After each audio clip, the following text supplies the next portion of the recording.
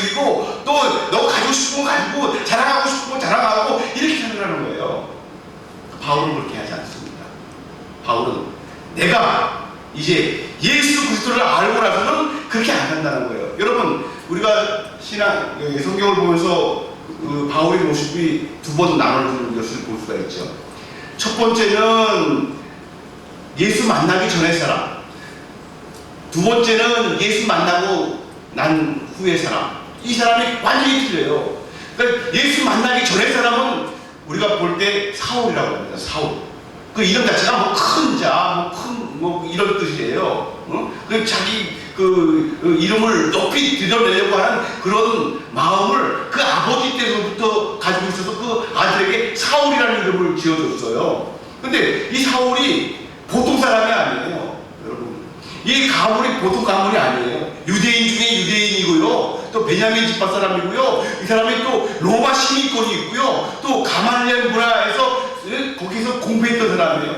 율법은 뭐 철저하게 지키고요. 종교적인 신념도 확실하고요. 열정도 있는 이런 사람이었어요. 종교적으로 정말 우리가 말하자면 이 교인으로 말하자면 아주 열성분자였어요. 열심히 나가는 데였어요. 신앙생활 잘하는 사람이었어요. 그렇기 때문에 예수 믿는 사람들 다 잡아 죽이는 거 아닙니까? 자기 사기를 들여서 예수 믿는 사람 어디 있냐 이거 하나님을 잘못 믿는 사람들이라고 쫓아다니면서 그 사람들을 잡아 죽이고 그 사람들을 오게 가지고 그랬던 열성분자였어요. 사울이었단 말이에요. 볼 때 보통 그 사람들 볼 때 야, 저 사람 신앙생활 잘한다. 아, 저 사람은 정말 믿음 좋다. 저 사람은 정말 저 사람만큼만 믿으면 정말 바랄 게 없다. 이런 사람이었어요. 우리는 여기서 이걸 알아야 됩니다. 예수 만나기 전에 신앙생활하는 것, 열심을 내고 또 바르게 믿는다고 자기가 생각하는 것, 이것이 어떤 면에는 잘못될 수 있다는 것입니다. 예수 안 만난 사람들은 실질적으로 하나님 앞에 바르지 못해요. 자기 열심히 했습니다. 성경도 많이 봅니다. 그리고 봉사도 많이 합니다. 하나님의 일을 많이 한다고 했습니다. 그러나 예수 만나기 전에는 이게 아무 의미가 없어요. 왜냐하면 자기 의의를 위해서, 어떤 면에서는 종교적인 어떤 습관에 의해서 그렇게 한다는 거예요. 그러니까 바울이 고백합니다. 내가 예수 만나기 전에는 내가 죄인 중에 괴수다 이렇게 얘기해요. 하나님의 대적자요, 하나님의 원수요, 하나님의 회방자라고 이렇게 얘기했습니다. 예수 만나기 전에는. 근데 그가 어떻게 예수를 만납니까? 예수를 믿는 사람들 핍박하려고 담에서 가다가 강한 빛이 내려옵니다. 햇빛보다 더 강한 빛을 내려쳐갖고 어떻게 돼요? 눈이 멀어버려요. 이건 뭐 영적인 의미가 있습니다. 눈이 먼다는 것 자체는 네가 여기까지 하나님을 믿는다고 했지만 장님이었다는 거예요. 하나님을 바라본다고 했지만 장님이었다는 것이에요. 하나님의 그 말씀을 제대로 바라본다고 했지만 장님이었다는 거예요. 맹인이었다는 거예요. 못 봤다는 거예요. 그 강한 빛을 눈에 가고 장님이 되지 않습니까? 그러고 나서 그가 끌림을 받아서 뉴심이 가는데 그냥 나는 네가 핍박하는 예수다.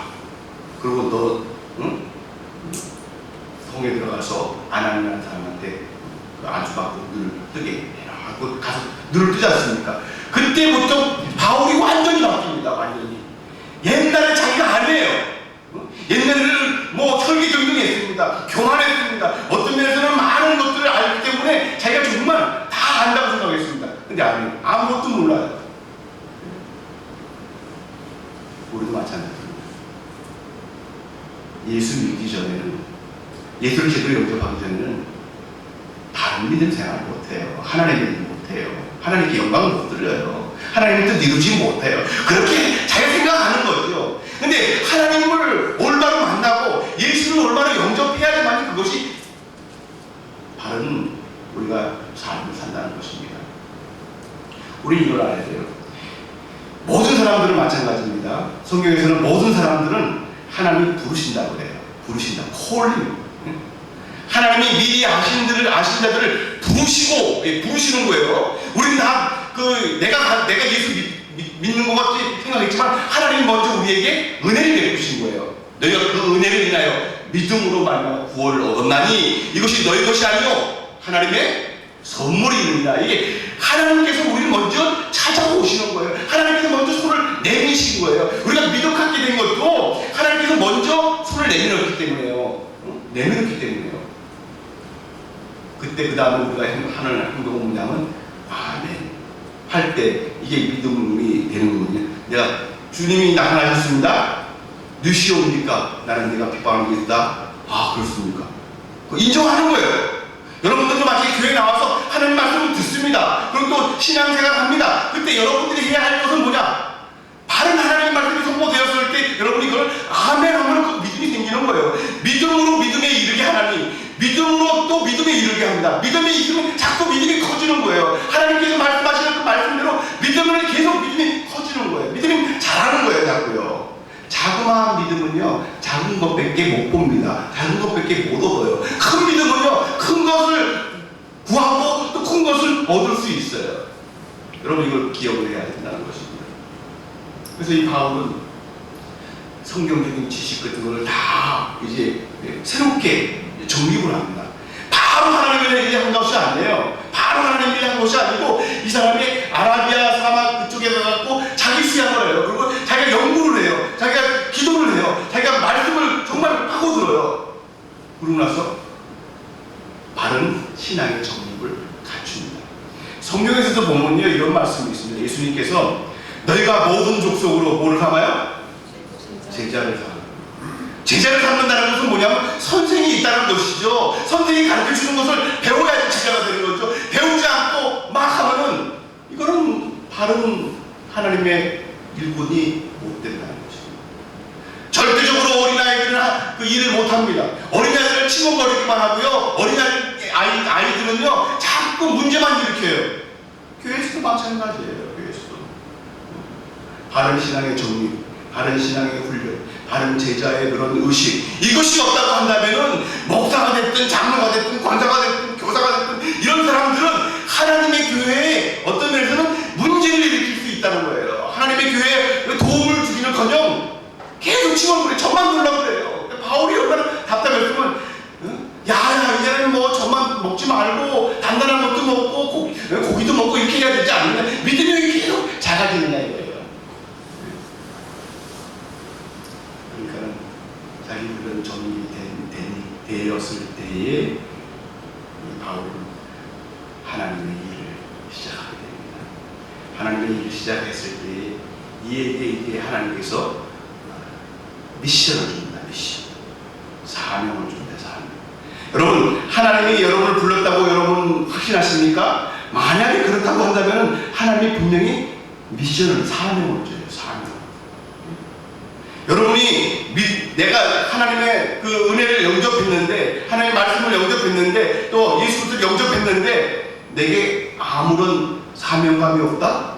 이걸 어떤 면에서는 여러분들이 아직 제대로 자기 그 믿음의 정립이 안 됐든지 아니면 제대로 예수 영접을 하지 않은 거예요. 여기 한 가지 제가 좀 더 말씀드리겠습니다. 여러분들이 예수를 영접하려고 한다면 물론 예수님이 먼저 오십니다. 여러분들에게 복음이 먼저 귀에 들려요. 여기 오신 거는 여러분 분명히 복음을 여러분 귀에 듣게 돼 있어요.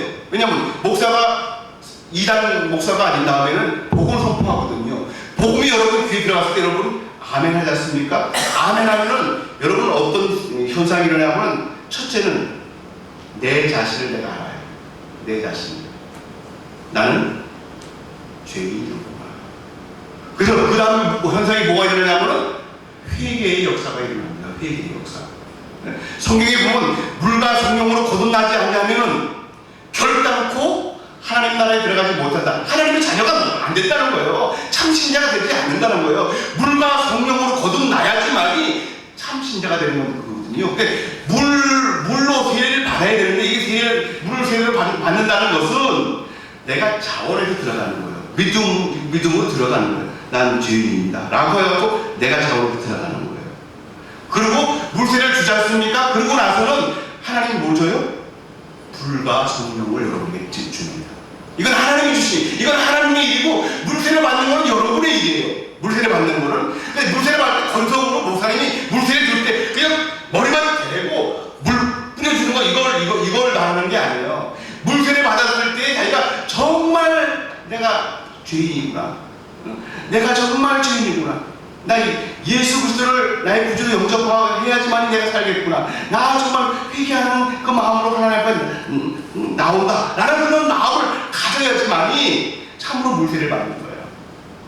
요새 물론 많은 사람들에게 막 물세례를 주는 것도 그것도 어떤 면에서는 의미가 있는데 저는 그것 별로 그렇게 바람직하지 않다고 생각해요. 물세례를 받는다고 하면은 통렬한 자기 회개가 있어요. 통렬한 자기 회개.